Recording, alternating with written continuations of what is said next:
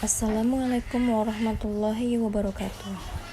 Perkenalkan, nama saya Wahyuliana, NIM 0704201001 dari kelas Biologi 1 semester 6.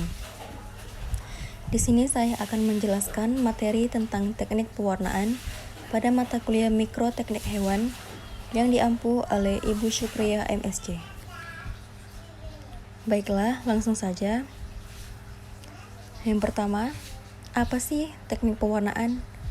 Jadi, teknik pewarnaan adalah suatu proses di mana suatu preparat histologi diberikan zat warna pada jaringan yang telah dipotong sehingga unsur jaringan menjadi kontras dan dapat diamati menggunakan mikroskop. Prinsip dari pewarnaan adalah terjadinya afinitas antara jaringan dengan bahan pewarna, baik secara langsung maupun secara tidak langsung. Pewarna yang sering digunakan secara rutin adalah pewarna yang dapat memulas inti dan sitoplasma serta jaringan penyambungnya, yaitu biasanya pewarnaan yang digunakan adalah pewarnaan hematoksilin eusin atau HE, yang dimana proses pewarnaan dilakukan dengan melewati serangkaian proses dimulai dari cutting, fiksasi, dehidrasi, hingga ke bagian pewarnaan. Berikut tahapan pembuatan preparat histologi hingga proses pewarnaan yang akan saya lampirkan video pendukung sebagai berikut.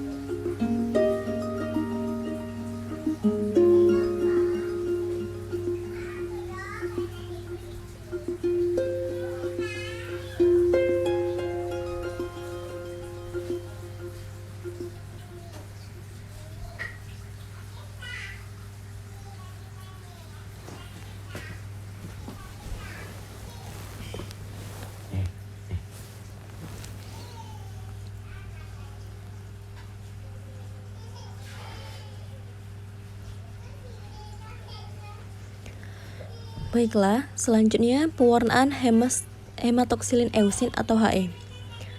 Pewarnaan He adalah kombinasi dari dua pewarnaan, yaitu pewarnaan hematoksilin dan pewarnaan eusin.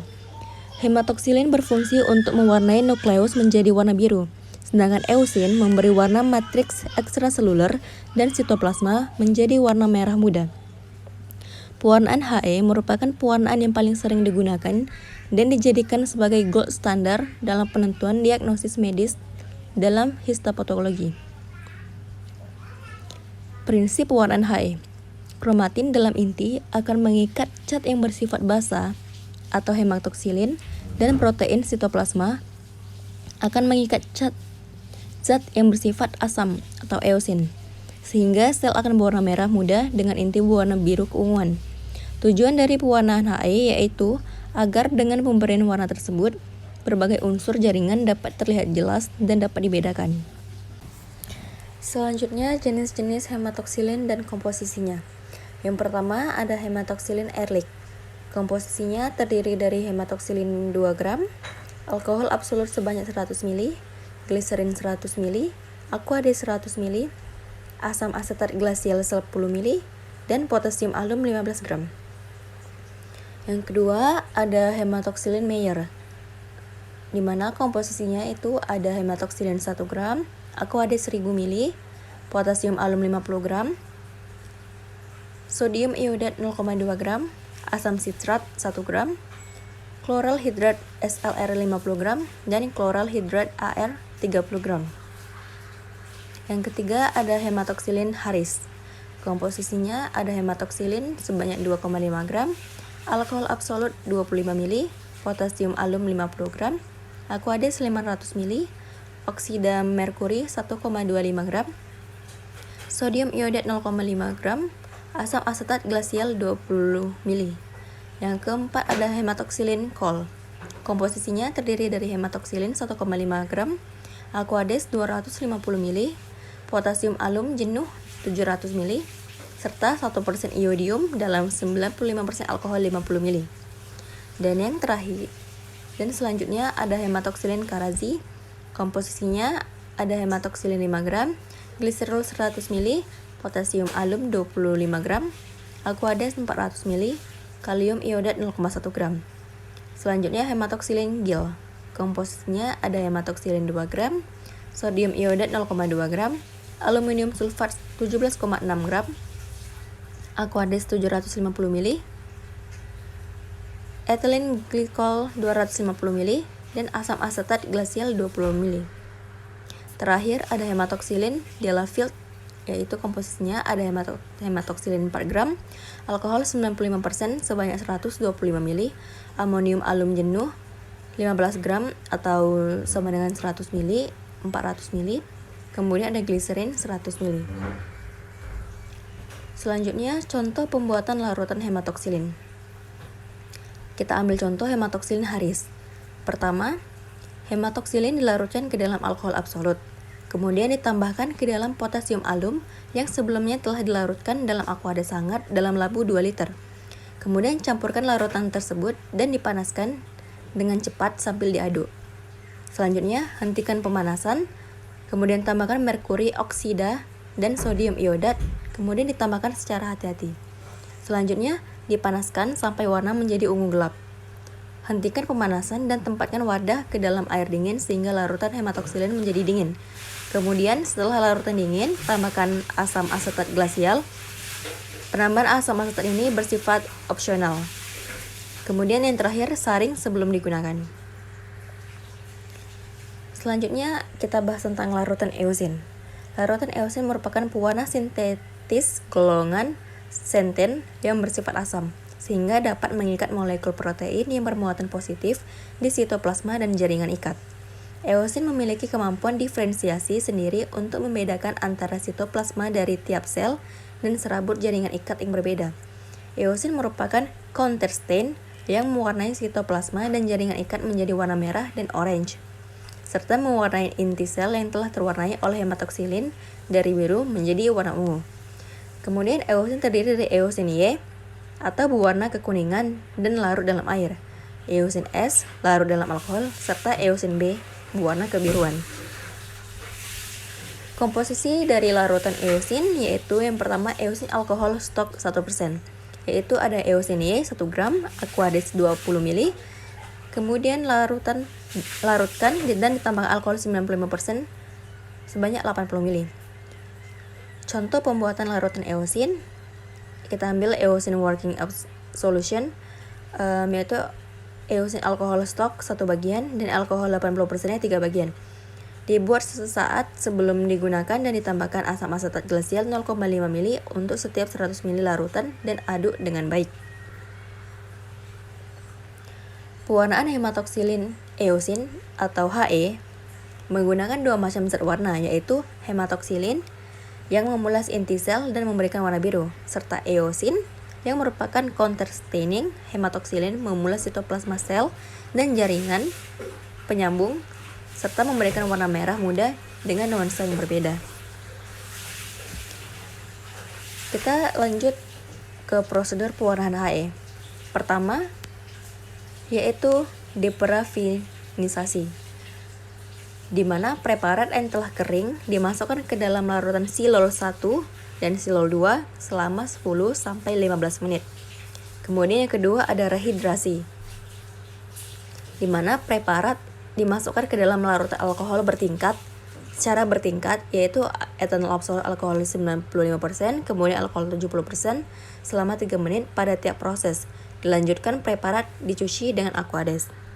Kemudian yang ketiga lanjut ke pewarnaan hematoksilin, yang dimana dimasukkan preparat ke dalam cat hematoksilin selama 15 menit, kemudian preparat dicuci pada air mengalir selama 5 menit sampai preparat berwarna biru. Keempat yaitu diferensiasi, yang dimana preparat dimasukkan ke dalam HCl 0,5% sebanyak 3 celup selama 5-10 detik. Selanjutnya cuci pada air mengalir selama 1 menit. Yang kelima ada bluing, di mana preparat dimasukkan ke dalam larutan litium karbonat sebanyak 3 celup, lalu dicuci dengan air mengalir. Keenam yaitu pewarnaan eosin, yang dimana dimasukkan preparat tersebut ke dalam cat eosin selama 3-5 menit. Yang ketujuh ada dehidrasi, yang dimana preparat dimasukkan ke dalam larutan alkohol dengan kenaikan konsentrasi, yaitu alkohol 70%, kemudian alkohol 95%, dan terakhir etanol absolut, yaitu 100%, selama 1-3 menit pada tiap prosesnya. Yang kedelapan ada clearing, yang dimana preparat dimasukkan ke dalam larutan silol 1 dan silol 2 masing-masing selama 3-5 menit.